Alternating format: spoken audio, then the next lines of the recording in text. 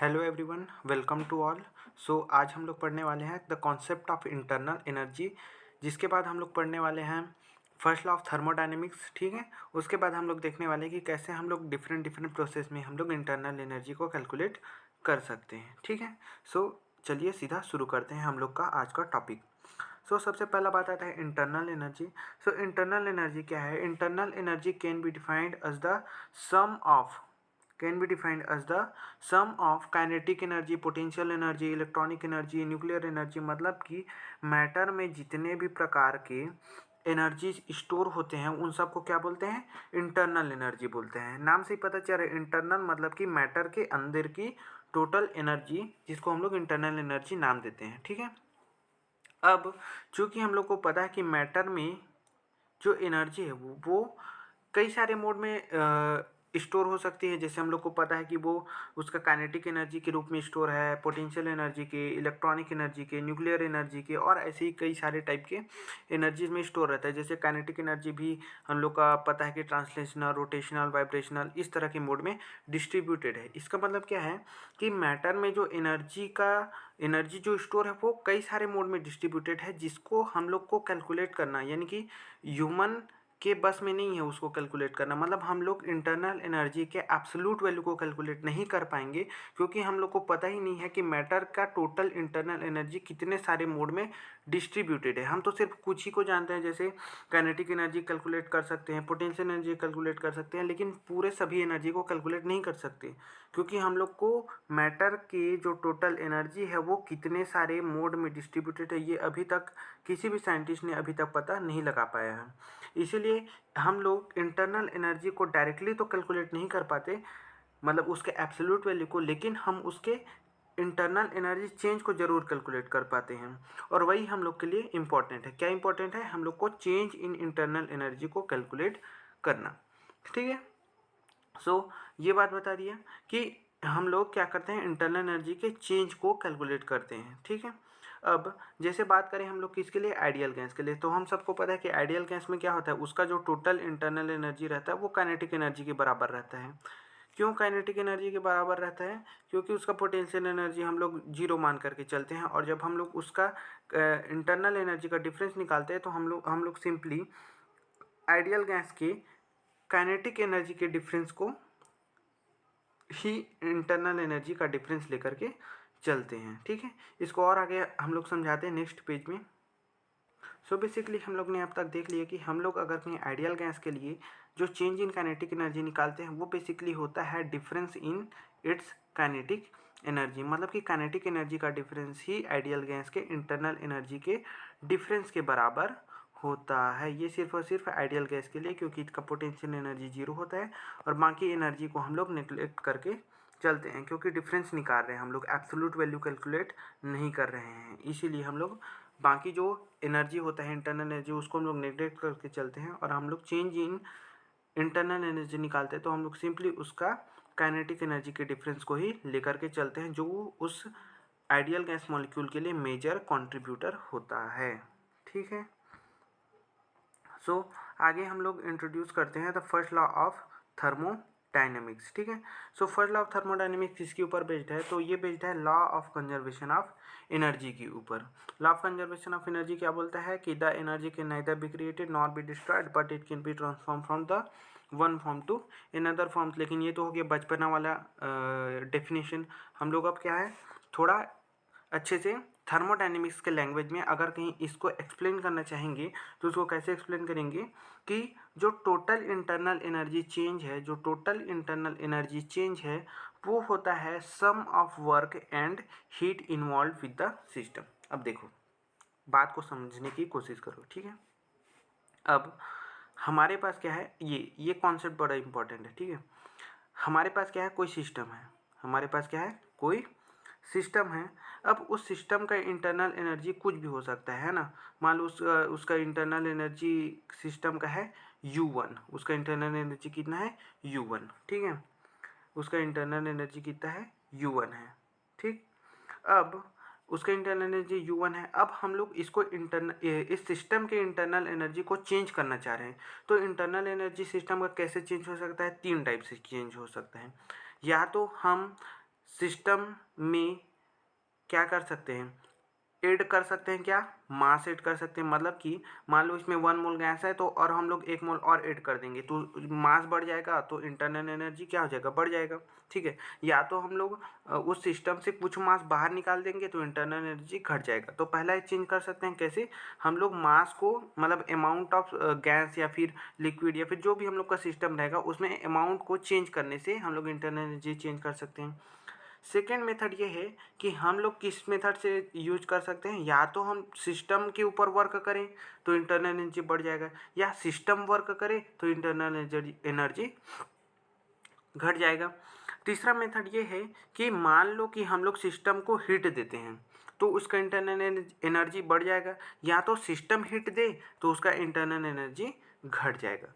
तो बेसिकली हम लोग क्या करते हैं, हम लोग एक हमेशा थर्मोडायनेमिक्स जनरली हम लोग क्या करते हैं, एक क्लोज्ड सिस्टम को लेकर के स्टडी करते हैं। ठीक है, क्लोज्ड सिस्टम को लेकर के स्टडी करते हैं। तो क्लोज सिस्टम में क्या होता है, मास मैटर का एक्सचेंज तो होता नहीं है, मतलब कि मैटर के एक्सचेंज की वजह से इंटरनल एनर्जी चेंज होने वाला नहीं है। तो इंटरनल एनर्जी सिर्फ किसके और किसके वजह से चेंज होगा, हीट और वर्क की वजह से। ठीक है, हीट और वर्क की वजह से। अगर हम लोग सिस्टम को हीट क्यू दिए और सिस्टम के ऊपर हम लोग ने वर्क W किया तो उसका जो टोटल इंटरनल एनर्जी चेंज होगा वो सम होगा किसका, हीट और वर्क का, जो उस सिस्टम के ऊपर किया जाएगा, या सिस्टम कोई वर्क करेगा या हीट रिलीज करेगा। इसका मतलब क्या है कि अगर कहीं सिस्टम का इंटरनल एनर्जी चेंज होगा तो वो सीधा किसका सम होगा, हीट और वर्क का। कहना क्या चाह रहा हूँ, कहना ये चाह रहा हूँ कि अगर कहीं सिस्टम अगर अपना इंटरनल एनर्जी चेंज करना चाह रहा है तो वो सिर्फ और सिर्फ दो तरीक़ा से कर सकता है, या तो वो हीट एक्सचेंज करे या तो वो वर्क करे। वर्क या तो सिस्टम कर सकता है या सिस्टम के ऊपर वर्क हो सकता है, या तो सिस्टम हीट दे सकता है या सिस्टम को हीट मिल सकता है, मतलब दोनों पॉसिबिलिटीज़ है। अब यहाँ पर साइन कन्वेंशन हम लोग बाद में लगाएंगे कि अगर कहीं हीट देगा तो नेगेटिव होगा, हीट लेगा तो पॉजिटिव होगा, work done by the system होगा तो नेगेटिव होगा, ऑन द सिस्टम होगा तो पॉजिटिव। ये बात की बात है। अभी हम लोग क्या कर रहे हैं, सिर्फ कॉन्सेप्ट को समझ रहे हैं कि अगर कहीं कोई सिस्टम अपना इंटरनल एनर्जी को चेंज करना चाह रहा है तो वो सिर्फ दो मोड से कर सकता है। अगर वो क्लोज्ड सिस्टम है तो वो है हीट और वर्क, वह क्या है, हीट और वर्क। और उस उन्हीं दोनों की वजह से जो इंटरनल एनर्जी में चेंज आएगा उसी को हम लोग फर्स्ट लॉ ऑफ थर्मोडायनेमिक्स बोल देते हैं। ठीक है, इतना समझ में आया।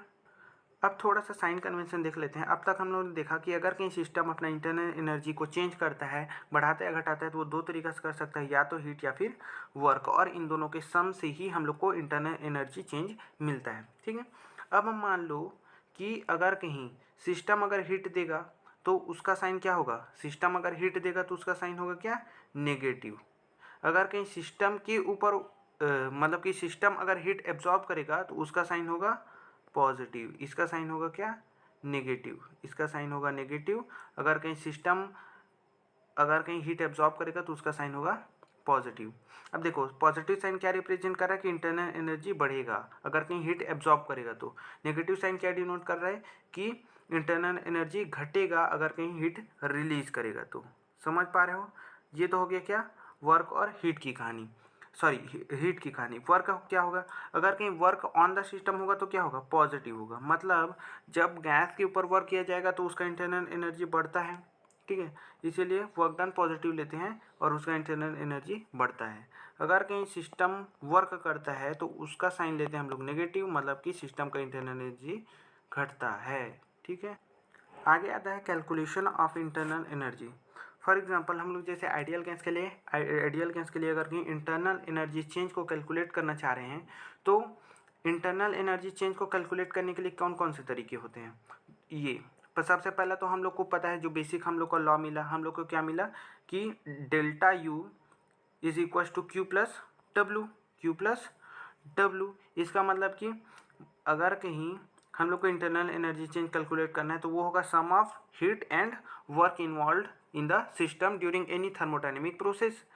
लेकिन अगर कहीं मान लो कहीं गैस ना ही वर्क कर रहा है, ना ही अपना हीट एब्जॉर्ब कर रहा है या हीट रिलीज कर रहा है, बस there is a temperature difference. अगर कहीं टेम्परेचर का डिफरेंस आ रहा है मतलब उसका काइनेटिक एनर्जी में डिफरेंस होगा, तो हम लोग सिंपली उसका काइनेटिक एनर्जी का डिफरेंस को निकाल लेंगे, वही उसका इंटरनल एनर्जी चेंज हो जाएगा। ठीक है, अगर कहीं वो गैस अगर कहीं वर्क डन नहीं कर रहा होगा या फिर हीट रिलीज या फिर इवॉल्व नहीं कर रहा होगा, मतलब कि रिलीज या एब्जॉर्ब नहीं कर रहा होगा, तब हम लोग अगर सिर्फ टेम्परेचर डिफरेंस है तो हम लोग इंटरनल एनर्जी चेंज को सिंपली काइनेटिक एनर्जी के डिफरेंस से निकाल सकते हैं। ठीक है, अब काइनेटिक एनर्जी निकालने का फार्मूला हम सबको पता है। काइनेटिक एनर्जी क्या होता है? F/2 RT, F/2 RT। और F क्या है? F है अपना डिग्री ऑफ फ्रीडम। अब डिग्री ऑफ फ्रीडम बार बार बताने की ज़रूरत नहीं है, ठीक है। Degree of freedom for monoatomic gas होता है 3, for diatomic and polyatomic linear gas 5, and for the polyatomic non linear gas it is 6, neglecting the vibrational degree of freedom. मतलब वाइब्रेशनल डिग्री ऑफ फ्रीडम को neglect कर दे, normal temperature या moderate temperature की बात करेंगे तो मोनोएटॉमिक गैस के लिए डिग्री ऑफ फ्रीडम होता है 3, मतलब कि kinetic energy for the monoatomic gas will be 3/2 RT। वहीं बात करें डायटोमिक गैस, जैसे डायटोमिक में HCl है, हाइड्रोजन है, H2 है, O2 है, ये डायटोमिक गैस है। इनके लिए डिग्री ऑफ फ्रीडम होता है 5/2 RT। और ये सेम किसके लिए भी होता है? पॉलीएटॉमिक लीनियर गैस, जैसे CO2 है वो पॉलीएटॉमिक लीनियर गैस है, 3 एटम है और वो लीनियर है, तो पॉलीएटॉमिक लीनियर, उसके लिए 5/2 RT। और पॉलीएटॉमिक नॉन लीनियर जैसे SO2 की बात करें तो उसके लिए होता है 6/2 RT। ठीक है, तो ये होता है काइनेटिक एनर्जी निकालने का फार्मूला। आप लोग को मैं फिर से एक बार रिवाइज करवा दिया, ठीक है, कैसे हम लोग काइनेटिक एनर्जी कैलकुलेट कर सकते हैं। ठीक है, अब 90% केसेस में जब हम लोग सॉल्व करेंगे इंटरनल एनर्जी चेंज निकालने के लिए, तो हम लोग को दो फार्मूला यूज करना पड़ेगा। एक तो del U is equal to Q plus W, ठीक है, क्यू प्लस डब्ल्यू। ये वाला ज़्यादा फेमस नहीं है, लेकिन ये दोनों ज़्यादा फेमस है। ठीक है, फेमस क्या है, यही यूज होते हैं। ठीक है, so del U is equal to Q plus W, ठीक है, ये यूज करेंगे हम लोग इंटरनल एनर्जी चेंज निकालने के लिए। और 90% केसेस में हम लोग डायरेक्ट फार्मूला यूज करेंगे, del U is equal to NCV delta T. Del U अपना इंटरनल एनर्जी चेंज है, एन है अपना नंबर ऑफ मोल, ठीक है, CV है अपना स्पेसिफिक नहीं, molar heat capacity at constant volume. CV क्या है? Molar heat capacity at constant volume. ये एक कांस्टेंट होता है किसी भी गैस के लिए। CV को एक बार और बता देता हूँ, ये होता है amount of heat required to raise the temperature of a 1 mole of gas by 1 degree centigrade at a constant volume. CV ये होता है, मतलब कि 1 मोल गैस का टेम्परेचर 1 डिग्री सेंटीग्रेड बढ़ाने के लिए 1 मोल गैस के लिए जितना हीट देना पड़ता है वही उसका होता है molar heat capacity at constant volume. Delta T है अपना टेम्परेचर डिफरेंस। ठीक है, सो 90% केसेस में हम लोग del U is equal to NCV delta T ही कैलकुलेट करेंगे। अब देखते हैं ये वाला फार्मूला आया तो आया कहाँ से। ठीक है, सो चलिए चलते हैं नेक्स्ट टॉपिक। हाँ, अब देखो हम लोग इंटरनल एनर्जी को कैसे कैलकुलेट करेंगे 90% केसेस में। Del U is equal to NCV delta T. N है नंबर ऑफ मोल, CV है अपना molar heat capacity constant volume, delta T है अपना टेम्परेचर डिफरेंस। ठीक है, अब हम लोग को पता है कि del U is equal to क्या है? Q plus W. अब अगर कहीं वॉल्यूम क्या है? कांस्टेंट है। वॉल्यूम क्या है? कांस्टेंट है। वॉल्यूम कांस्टेंट मतलब कि डेल्टा V क्या है? 0 है। इसका मतलब कि क्या है, ना तो गैस एक्सपांड करेगा और ना ही गैस कंप्रेस करेगा। और जब गैस एक्सपांड ही नहीं करेगा, कंप्रेस ही नहीं करेगा, मतलब कि वो जो वर्क डन होगा वो क्या होगा? 0 होगा, क्योंकि वर्क डन हमको पता है ना, -P एक्सटर्नल डेल्टा V होता है और वॉल्यूम कांस्टेंट है, मतलब कि delta V that is change in volume is 0। तो ओवरऑल वर्क डन कितना आ जाएगा? 0। समझ पा रहे हो ना? तो ओवरऑल वर्क डन कितना आ गया? 0 आ गया। ठीक है, अब देखो वर्क डन कितना आ गया? 0, मतलब कि del U is equal to Q plus W में हम लोग डब्ल्यू को खा सकते हैं, 0 कर सकते हैं। So del U is equal to Q at constant V. So हम लोग को पता है कि अपन अपन क्या होता है, अपना जो CV होता है, CV क्या है? Molar heat capacity at constant volume, वो होता है Q upon N delta T. Q upon N delta T यहाँ लिखा है, देख लो, Q upon N delta T होता है। ठीक है, Q upon N delta T. Q है क्या? अपना हीट, N है अपना number of mole, delta T है अपना टेम्परेचर डिफरेंस। ये हम लोग इसके पहले वाले लेक्चर में पढ़ चुके हैं, CV और CP क्या होता है, कैसे डिफरेंट गैसेस के लिए कैलकुलेट करते हैं and all that. For that you have to watch the previous video. ठीक है, सो CV क्या होता है? Q by N delta T. अब यहाँ पर देखो, यहाँ पर मान लो हम लोग Q कैलकुलेट करना चाह रहे हैं। CV इज इक्वल टू क्या है? CV इज इक्वल टू क्या है? Q by N delta T. अगर कहीं हम लोग Q कैलकुलेट करना चाह रहे हैं तो वो हो जाएगा NCV delta T, NCV delta T। और इसी फार्मूला को हम लोग यूज करते हैं हमेशा क्या कैलकुलेट करने के लिए, इंटरनल एनर्जी। क्यों? क्योंकि अपना वर्क डन जीरो हो गया तो इंटरनल एनर्जी किसके बराबर में हो गया, हीट। इंटरनल एनर्जी किसके बराबर में हो गया, हीट के बराबर में हो गया। ये वाला इंटरनल एनर्जी किसके बराबर में हो गया, हीट के बराबर में। और हीट हम लोग ने कैलकुलेट कर लिया NCV डेल्टा T, इसीलिए जो इंटरनल एनर्जी है उसको हम लोग कैलकुलेट करते हैं as a NCV delta T। अब देखो, अब हम लोग डिफरेंट प्रोसेस के बारे में बात करते हैं। जैसे सबसे पहला प्रोसेस होता है आइसोथर्मल प्रोसेस। आइसोथर्मल प्रोसेस बार बार बता दिया मैंने, बता देता हूँ फिर से एक बार कि आइसोथर्मल प्रोसेस वो प्रोसेस होता है जिसमें टेम्परेचर हमेशा कांस्टेंट रहता है किसी भी थर्मोडायनेमिक प्रोसेस में। मतलब कि आइसोथर्मल प्रोसेस में जो टेम्परेचर है वो कांस्टेंट रहता है थ्रू आउट द प्रोसेस। मतलब इनिशियल टेम्परेचर T1 है तो फाइनल टेम्परेचर भी T1 ही रहेगा। मतलब 25 डिग्री सेंटीग्रेड अगर इनिशियल है तो फाइनल भी 25 ही रहेगा। ऐसा नहीं है कि 25 हुआ फिर 24 फिर से 25, ऐसा नहीं। टोटल कांस्टेंट होना चाहिए, टोटल टेम्परेचर क्या होना चाहिए, कांस्टेंट होना चाहिए। उसको बोलते हैं आइसोथर्मल प्रोसेस। ठीक है। सो आइसोथर्मल प्रोसेस में क्या होता है, डेल्टा T जीरो होता है क्योंकि टेम्परेचर चेंज ही नहीं होता। सो डेल्टा T जीरो है, मतलब कि जो NCV डेल्टा T का वैल्यू कितना आ जाएगा, जीरो। मतलब कि उसका internal energy change for an ideal gas, for an ideal gas कितना होता है, जीरो। अब देखो ये समझने वाली बात है। देखो आइडियल गैस क्या होता है, आइडियल गैस वो गैस होता है जिसका टोटल इंटरनल एनर्जी चेंज किसका इक्वल होता है, काइनेटिक एनर्जी के चेंज के बराबर। और हमको पता है कि काइनेटिक एनर्जी का चेंज तभी होगा जब टेम्परेचर चेंज होगा। और हमको पता है कि आइसोथर्मल प्रोसेस में टेम्परेचर चेंज ही नहीं होगा तो उसका इंटरनल एनर्जी चेंज होगा क्या, बिल्कुल नहीं। ठीक है। सो कॉन्सेप्ट समझ में आया। ये तो फार्मूला में हम लोग रख के बता सकते हैं कि डेल्टा T जीरो है तो NCV डेल्टा T की वैल्यू जीरो तो इंटरनल एनर्जी जीरो। कॉन्सेप्ट क्या है, कॉन्सेप्ट ये है कि आइडियल गैस में पोटेंशियल एनर्जी जीरो होता है, सिर्फ और सिर्फ उसका काइनेटिक एनर्जी होता है। और काइनेटिक एनर्जी सिर्फ और सिर्फ टेम्परेचर के ऊपर डिपेंड करता है। आइसोथर्मल प्रोसेस में टेम्परेचर कांस्टेंट होता है, इसीलिए उसका इंटरनल एनर्जी चेंज नहीं होता है, इसीलिए इंटरनल एनर्जी चेंज जीरो होता है। क्या इंटरनल एनर्जी जीरो होगा, नहीं, इंटरनल एनर्जी का चेंज जीरो होगा।